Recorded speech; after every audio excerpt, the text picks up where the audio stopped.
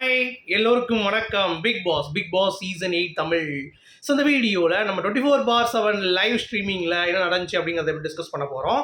So வீடியோக்குள்ளே போகிறதுக்கு முன்னாடி சேனலுக்கு புதுசாக இருக்கிறவங்க சப்ஸ்கிரைப் பண்ணிக்கோங்க. வீடியோவை ஒரு லைக் பண்ணிடுங்க, மறந்துடாதீங்க. லைக் பண்ணாமல் பார்க்குறீங்க, பார்த்தீங்கன்னா நிறைய பேர் பார்ப்பாங்க, அதனால தான் சொல்கிறேன். ஸோ லைக் பண்ணிடுங்க, ஓகேவா? சப்ஸ்கிரைப். இப்போ நம்ம வீடியோக்குள்ளே போகலாம். ஸோ இன்றைக்கி எல்லாத்தையும் கெடுத்து விட்டது பிக் பாஸ் அப்படின்னு சொல்லி நிறைய பேருக்கு நீங்கள் நினைப்பீங்க மைண்டில். ஏன்னா எதுவுமே பண்ணாமல் அப்படின்ட்டாங்க. ஏன்னா ஊன்றீங்கன்னு சொல்லிட்டு இவங்களும் வந்து பார்த்தீங்கன்னா பிடிங்கி கொய்யா மரத்தில் கொய்யா பிடுங்குற மாதிரி டக்குன்னு கல் எடுத்து அடிக்கிறாங்க, துடிங்கிட்டு போயிட்டே இருக்காங்க. அதாவது இப்படி வராங்க கை, அவங்க அப்படின்றாங்க, ரியாக்ட் பண்ணிட்டேன் ஆடி அவுட், இந்த மாதிரி விளாண்டுருந்தாங்க. இப்போ இந்த பாட்டை எதுக்கு போட்டார் தெரியுமா பிக் பாஸு? நீங்கள் ஆடுறது சரியில்லைடா, சீக்கிரம் முடிச்சு தொலைங்கடா மூதேவிங்களா அப்படின்னு சொல்லிட்டு பாட்டை போட்டு விட்டார். இவ்வளோதான் நடந்திருக்கு.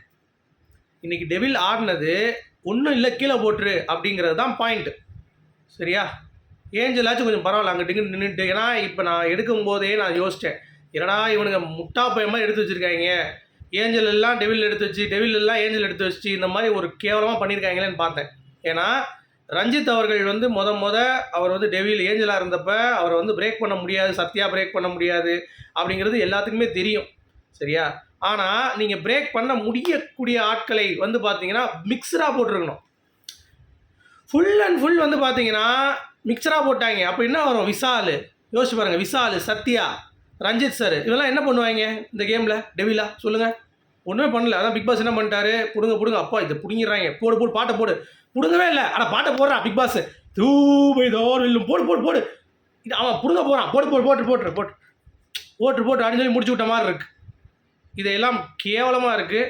என்னடா பண்ணிகிட்டு இருக்கீங்க அப்படின்ற மாதிரி பிக் பாஸ் வந்து பார்த்தீங்கன்னா செருப்படி தான் கொடுத்துருக்காரு எல்லா கண்டஸ்டன்ஸுக்கும். நீங்கள் இப்படிலாம் விளையாண்டுருந்தீங்கன்னா ஒரு வெங்காயம் பண்ண முடியாது, நீங்கள் இப்படியே விளையாண்டுருங்க அப்படின்ற மாதிரி வந்து சொல்லியிருக்காரு. எவ்வளோ கேவலம் பாருங்க. இதில் முத்துக்குமரன் கடைசியாக ஒரு செருப்படி கொடுத்துட்டான். சரியான அதிர்ச்சி எல்லாத்துக்கும். அவன் பாடு வந்தான், ஒரே ஒரு பேட்ச் இருந்துச்சு, எடுத்துகிட்டு போய் ரஞ்சித் சார்கிட்ட கொடுத்துட்டு, இந்த மாதிரி ஐயா நீங்கள் தான் நல்லா விளையாண்டிங்க, நான் வெளியே போயிடறேன்னு சொல்லிட்டு கேம் விட்டு வெளியே போயிட்டான் முத்துக்குமரன். முடிஞ்சுக்க வெளியேட்டான் முத்துக்குமரன். என்னடா சொல்கிற அப்படின்றீங்களா? ஆமாம், முடிஞ்சு போச்சு. எனக்கு என்ன நடக்குதுன்னு பார்த்தீங்கன்னா, எல்லோரும் விளாண்டுருக்காங்க, இவங்க வந்து பிடிங்கிட்டு இருக்காங்க அப்படிங்கிறது அதாவது சௌந்தர்யா ஒரு தடவை ரியாக்ட் பண்ணாங்க, பிடுங்கினாங்க, ரைட்டு. அடுத்து வந்து பார்த்தீங்கன்னா அமைதியாக தான் இருக்காங்க, எதுவுமே பண்ண மாட்டுறாங்க. இவங்க வந்து எல்லாருமே போய் டார்கெட் பண்ணி அவங்கள தூக்கிட்டாங்க. சரியா? இப்போ ஜாக்லின் வந்து கேட்டுட்டு இருந்தார் ரஞ்சித். அதாவது எப்படி கேட்டிருக்காருன்னா, மானே பொன்மானே செல்லம் ஜெஃப்ரி கொடுத்துட்றா தங்கம், ஜெஃப்ரி பாவண்டா, யாருக்கோ போகிறதுக்கு ஜெஃப்ரி குர்ரா. அந்த ஆள் எப்பயுமே தனக்காக விளையாட மாட்டான், எப்பயுமே அந்த ஆள் சேஃப் கேம் தான் ஆடுவான், எப்பயுமே இன்னொருத்தனுக்கு தான் கேட்பான். அதுவும் ஜெஃப்ரிக்கு அவர் ரொம்ப பிடிக்கும், கால் தேய்ச்சி விடுறது, உடம்பு பிடிச்சி விடுறது, இதுக்கு தான் வந்திருக்காரு இந்த கேம் ஆடுறது ரஞ்சித். அவர் கேமை தான் விளையாண்டுருக்காரு. இந்த ஜாக்லினுக்கு என்ன ஆச்சுன்னு தெரியல, திடீர்னு இந்த கூட ஃபஸ்ட் அவுட் ஆகிடுச்சு. ஏன்னா கேட்டால் என்ன சொல்லுது, நீ ஜெஃப்ரியாக கேட்டால் நான் உனக்கு வந்து 3 கொடுத்துருப்பேன், கேமில் கேட்டால் கொடுத்துருக்க மாட்டேன். இது என்ன, அது புரியவே இல்லை ஜாக்லின், எனக்கு புரியல. அப்போ ஜெஃப்ரியாக நான் கேட்குறேன், கப்பை எனக்கு கொடுத்துருவியா? கேமில் கப்பு கொடுக்கணுமா? என்ன புரியல. நீ தான் முட்டாளாக இருக்க ஜாக்லின், முட்டாள், கூமுட்டை. அதாவது ஒரு 2 வாரம் முன்னாடி வரைக்கும் ஃபயர் விட்டுட்டு இருந்த ஒரு பொண்ணு, இந்த கோவா கேங்னு ஒருத்தன் வந்தான் பாருங்க, வா மச்சான் போ மச்சான், என்ன மச்சான் வா மச்சான் அப்படின்ட்டு ஒருத்தன் தண்டக்கரமாக இருந்தான். அவன் அந்த இடத்துல இல்லவே இல்லை ரயானு. அவனை இந்த வாரம் தூக்கி விட்டுருங்க, அவனெல்லாம் முட்டா போயிலாம் இருக்கேன் அவன். அதாவது ஒரு இடத்துல போய் நீ பேசுகிற அப்படின்னா அந்த இடத்துல நீ இருக்கணும், இல்லைன்னா எனக்கு கன்ஃபார்மாக தெரியலன்னு சொல்லணும். அவர் எதுக்குடா அப்படி இருக்காரு, அவர் எப்பயுமே அப்படி தான் இருக்காரு, அவர் தப்பு தான் பண்ணுறாரு அப்படின்னா எப்படி நீ ஆணித்தரமாக ராயன் பேசுவ அந்த இடத்துல? நீ யாரா கோமாளி?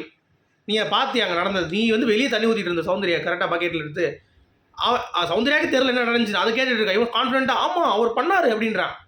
என்னடா பண்ணார் அவர் பண்ணது ஜெஃப்ரிக்கும் ஜாக்லினுக்கு மட்டும்தான் தெரியும். கரெக்டாக ரஞ்சித் பண்ணது வேறு யாருக்கு தெரியும்? இவன் அங்கேருந்து பார்த்த மாதிரி விளக்கு பிடிச்சி பார்த்த மாதிரி பேசிகிட்டு இருக்கான். இந்த ஜாக்லின் வெளியே போயிட்டு சரி ஓகே அவர் கேட்டது தப்பு தான், அவருக்காக கேம் விளாட்ல, எல்லாம் ரைட், நான் ஒத்துக்கிறேன். ரஞ்சித் வந்து அவருக்காக கேம் விளாட்ல, அது ஒரு லூஸு, அவனுக்கு தெரிஞ்சிருச்சு. மிக்சர் தின்னி, கேவலமான மிக்சர், அதை போய் உட்காந்துக்கிட்டு நீங்கள் அப்பா மாதிரி, அதாவது எப்படி திரும்புது பாருங்களேன் அந்த ஜாக்லின்னு. நீங்கள் அவனை அப்பா மாதிரி நினச்சிட்டு இருந்தேன், அந்த அப்பா கேரக்டர் நீங்கள் வந்து இல்லவே இல்லைன்னு நான் என்ன நினச்சேன், சரி எங்கேயாவது கை வச்சிருச்சு போல கிளி, இல்லை ஜாக்லின் பார்த்து கண்ணு அடிச்சிருச்சு போல கிளி அப்படின்ற மாதிரி ரஞ்சித் சொல்கிறேன். கிளி தான் ரஞ்சித், சரியா? லைவ் பார்க்குறவங்களுக்கு தெரியும், வீடியோ பார்க்குறப்ப நான் கிளின்றான்னு பார்த்து கொஞ்சம் டவுட் படாதீங்க. சொல்கிறேன் கண் அடிச்சிருக்கேன் அப்படின்ற மாதிரி சொல்லுவாங்க. அப்படி பார்த்தா அதுவும் இல்லையா, அது ஜெஃப்ரி கிட்ட லைட்டாக கண் அடிச்சிருக்கு, கண் அடிச்சு இந்த மாதிரி பார்த்துக்கலாம் சும்மா அப்படின்ட்டு. ஸோ ஆக மொத்தம் சேஃப் கேம் ஆடின ஒரு ரஞ்சித்தை எக்ஸ்போஸ் பண்ணிட்டீங்க, கரெக்டு. ப்ரொமோ கண்டென்ட் கொண்டு வந்துட்டீங்க, கரெக்டு. ஆனால் அந்தளவுக்கு ஒர்த்து இல்லையே ஜாக்லின் ரஞ்சித்து. அது நீங்கள் கொண்டு வந்தீங்க ரைட்டு, அது கடைசி வரைக்கும் ஸ்டாண்டில் நின்றுடணும் நீங்கள். ஆமாம் கேம் விளாட்ல அவர், எனக்கு பிடிக்கல அந்த கேம் அப்படின்னு சொல்லியிருக்கலாம். அதை விட்டுட்டு நான் ஒரு அப்பாவா நான் வேற எங்கேயோ மனசு வச்சுருந்தேன், அவர்லாம் வந்து தூக்கி எரிஞ்சிட்டாரு அப்படின்றாங்க. இந்த சௌந்தர்யா போய் பேசுகிறார். என்னப்பா நடக்குதுங்க? நான் என்ன ராசா பண்ணேன்? நான் ஒரு எமோஷன் கூட பேசலையே, அவர் வார்த்தை கூட கடுஞ்சொல்லா பேசலையோ, அதைத்தாயா சொல்லுது அந்த பொண்ணு கடுஞ்சொல்லா பேசுன்ட்டு. அப்போ கடுஞ்சொல்லா பேசுனா நீங்கள் அங்கே அப்பா மாதிரியே இல்லை, நீங்கள் கேம் ஆடிட்டு இருக்கீங்கன்னு சொல்லி அதையும் திருப்பி விட்டுருவா அவ ஜாக்லின். என்ன தான் பேசுறதுயா அப்படிங்கிறது. உடனே இருங்க நான் போய் கேட்டு வரேன்னு சொல்லிட்டு சௌந்தர்யா இந்த இடத்தில் முதல் முறையாக, அதாவது ஒரு 3-4 வாரம் கழிச்சு, இப்போ எனக்கு ரொம்ப ரொம்ப பிடிச்சிருந்துச்சு. அதாவது எந்த பக்கமும் பார்க்காமல் ஜாக்லின் போய் சொம்படிக்காமல் ஜாக்லின்ட்டே போய் நேராக போய் என்ன நீ பண்ணிகிட்டு இருக்க, எதுக்கு அப்பா கப்பான்ற, அவர் கேம் ஆடுறது பிடிக்கல அப்படி தானே, அவர் அப்படி தானே ஆடிட்டு இருக்காரு, அவர் எதுக்கு நீ போய் குறைத்த குத்தம் சொல்லிட்டு இருக்க, எனக்கு புரியல அப்படின்னோடனே, இல்லைடா அவர் ஆடுற கேமே எனக்கு பிடிக்கல அப்படின்ட்டு. அதாவது ஜாக்லினுக்கு வந்து என்னன்னா, இந்த ரஞ்சித் மாதிரி ஒரு வயசான ஒரு கட்டை வந்து இந்த கேங்கில் எதுக்கு கோவா கூட்டு போய் அவர் என்ன பண்ணுறது, நம்ம ஜாலியாக ஃப்ரெண்ட்லியாக போகணும்னு சொல்லிட்டு ஆசைப்பட்டு இது ஒரு பிளான் பண்ணியிருக்கா அப்படிங்கிறது தெரியல. இல்லை ரஞ்சித்தை ப்ரொமோ கண்டென்ட் கொண்டு வர சொல்லி அது ஒரு பிளான் பண்ணியிருக்கான்னு தெரியல. அது மண்டைக்குள்ளே ஓடுறத ஜாக்லின் மட்டும் தான் கண்டுபிடிக்க முடியும், வேறு எவனும் கண்டுபிடிக்க முடியாது. அப்படிப்பட்ட ஒரு கேம் ஜாக்லின் ஆடிட்டு இருக்கு அப்படிங்கிறது தான் என்ன ஆச்சரியம் புரியலங்க. 2 வாரமாக கோபுரத்துலேருந்து குப்பையில் வந்துருச்சு. இப்போ மண்டை மூளை பிரெயினின்னாங்க களிமண். இப்போ அந்த மாதிரி விளாண்டுட்டு இருக்கு. சொல்லி புரிய வைக்கிறாங்க. அந்த மச்சான் போ மச்சான் அவனை தூக்கி போடணும். ஜெஃப்ரி சொல்கிறான், ஐயோ அவர் இல்லைங்க, அவர் தான் அப்படி தானே ஆடுவாருங்க, நான் எப்படி சொல்ல முடியும் அப்படின்றான். உடனே கோவம் வந்து ஜெஃப்ரி தூண்டி விட்டாங்க. உடனே ஜெஃப்ரி போயிட்டு பக்கத்தில், ரஞ்சித் சார் நீங்கள் வந்து இனிமேல் ஆடாதீங்க எனக்காக, சத்யா நீ என்ன எதாவது பேச, சௌந்தர்யா நீயும் பேசாத சௌந்தர்யான்னா, சரி ஓகே நான் பேசலடா, அவ்வளோதான், அவன் கிளம்பிட்டான். ஸோ இந்த மாதிரி ஜெஃப்ரியை இது வந்து உடைக்கிறது கேம் ஆடுறது எல்லாம் இருக்கட்டும். அப்போ நீங்கள் சொன்ன அந்த அர்த்தம் என்ன? ஜெஃப்ரியா நீ கேளு நான் தரேன் 3ஐயும் அப்படின்னா, அப்போ நான் ஜெஃப்ரியா கப்ப கேட்குறேன், நீ இல்லை ஜெஃப்ரியா நீ இப்போ வீட்டை விட்டு போனால் போயிடுவியா ஜாக்லின்? என்ன இது ஆட்டம் ஜாக்லின்? கேட்டால் கண்ணடிச்சேன்றாங்க. என்னத்தை கண்ணடிச்சாங்கன்னு தெரில. அடுத்து நம்ம முத்து பார்த்தாரு, என்னடா அந்த கோமாளித்தனம் இவங்க இப்படி பண்ணிகிட்டு இருக்காங்க, நம்மளால் முடியலான்னு சொல்லிட்டு முத்து சொன்னேன்ல, ஒரு முடிவு எடுத்தாலும் சும்மா தீர்க்கமாக எடுப்பாருன்ட்டு. நான் அங்கே என்ன பண்ணணும்னு நினச்சனோ அதை கரெக்டாக பண்ணிட்டான். போய் அந்த ஸ்டார் ஒன்றே ஒன்று இருந்துச்சு, இவங்க போய் இப்படி பண்ணார் சார், அதுக்காக நான் ஸ்டார் எடுக்கிறேன்னு சொல்லி ஒரு ஸ்டார் எடுத்து விசாலன்னு சொன்னான்.